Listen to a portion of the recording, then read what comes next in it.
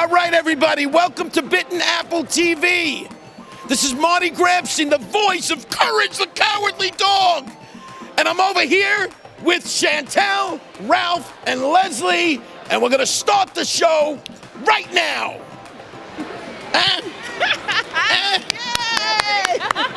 Hey everybody, this is Les, aka SistaSlayer, here with the Bitten Apple TV in conjunction with It Came From the Radio, and we are here at the Greater Philly Con, once again at POINT Press, and I am standing here with Mr. Bob Sally, and he is the creator of Salvagers.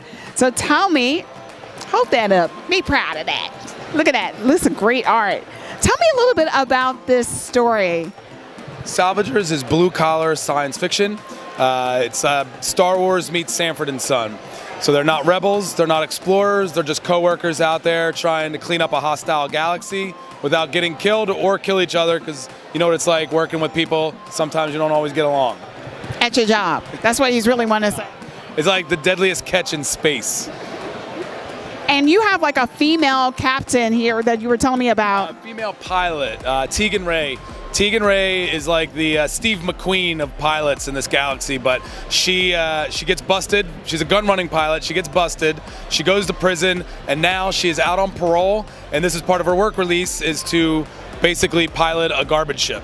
So you can see like the essence of the stories. Like nobody really wants to do this job, and some of them don't want to do it with the people they're doing it with, but they all have to make a buck. They have to pay rent just like we do, and that's what they're doing. And you know, it's a dangerous galaxy out there, so you never know what they're going to get into.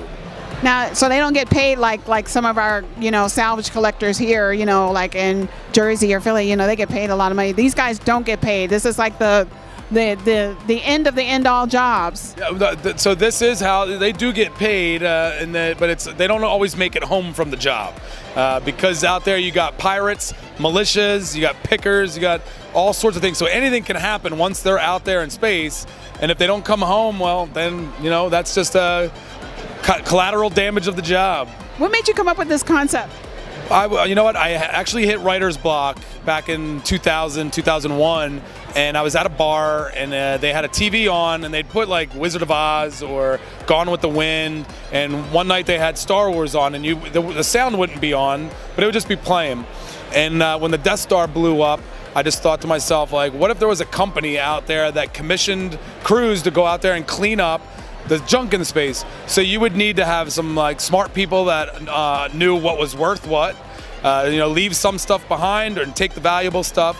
So all I started doing to get myself out of writer's block was to start thinking of who the characters would be, what roles. You'd have a captain, you'd have a tech guy, you'd have a couple demo guys, you'd have a pilot, you'd have a maintenance person. So I ended up having like 9 people working on this ship. And then when I decided to do this as a comic book, I realized like 9 people would be a lot to try to develop. So I gave the ship artificial intelligence so I could get rid of half the crew. So that's probably the way life will be soon enough. Yeah, I used to be a flight attendant, and a standard crew would be 7 to 8. So yeah, now if they have robots in, now it's 2, and the other one's just whatever. There you go. So I just kept writing more and more of the characters' backgrounds, and originally they were all human, but then when I was going to do it in comic book, I was like, you know what, I could do some of these alien and give them some different traits that would be strengths and weaknesses. Like Brigby, the small green guy, he actually can regenerate limbs, but when he loses a limb, he could get really sick and die when it's regenerating. So it's there's with every great little thing that comes like setbacks. So does he get sick time when he gets loses a limb, or does he have to paid for sick time? There's no OSHA in space, so they don't have an HR department looking out for them. So he just has to go to work sick. Just got to go to work sick. Like a lot of us do. Like a lot of us do. So this is volume 1 that I actually bought this one. I can't wait to review this one. But you have volume 2 right here. We do. We have volume 2 is available. This is actually the first time that it's available in print at the Great Philadelphia Comic Con. So we're very happy to have that available, and that way people can get a lot of content here at the POINT Press booth. I'm really looking forward to getting into these characters because they sound so very interesting. The fact that you have a female pilot, that speaks volumes. I mean, now people pilots are really huge, especially after what just happened in South, I mean, they've been around, but now they're getting more notoriety.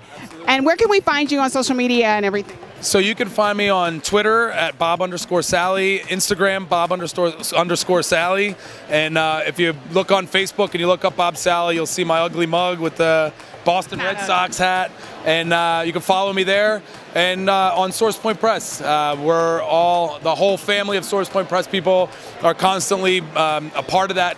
Their pages. So please follow us on Source Point Press and check out all the stuff that we're doing.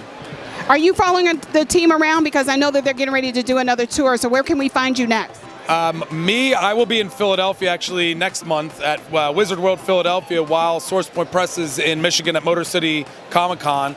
And then after that, we'll be in Baltimore, New York, Columbus, Ohio, back up in Toronto, Canada. I mean, we're Source Point Press, so we're road warriors. We're all out there doing our best to enter different territories. I'm going to be doing Rose City in Oregon, so we haven't really touched the northwestern area, so that's going to be awesome to be out there. And when you go to a convention and you realize that everybody there has not seen your stuff yet, so it really fuels you because you're excited to show them everything you have. You guys are really producing really great content, I have to say, and I can't wait to get into all of this, do a review on it, in particular your characters, because they sound so rich. So we're going to keep following you. Thank you. I'll let you guys know, and I guess I'll follow up with you again when I see you again. Absolutely. When we come out with Part 3. Part 3. And Part 3, the first issue of Part 3 will be launching on Tuesday, May 1st. And you can get on that Kickstarter where you can get a lot of exclusive rewards. And we'll be unlocking stretch goals that only Kickstarter backers will get. And once those rewards go out, they're only available through the Kickstarter. So I really like to give people special stuff for coming out and backing those Kickstarters pre-sales. All right, guys, you heard that. Go to that Kickstarter. Check out both 1, 2, and 3 coming out. But I think that you'll want to read more. All right? See you soon. Thank you. Who loves bitten apple? Oh, Kel loves bitten apple. I do. Ooh. The bitten apple, y'all.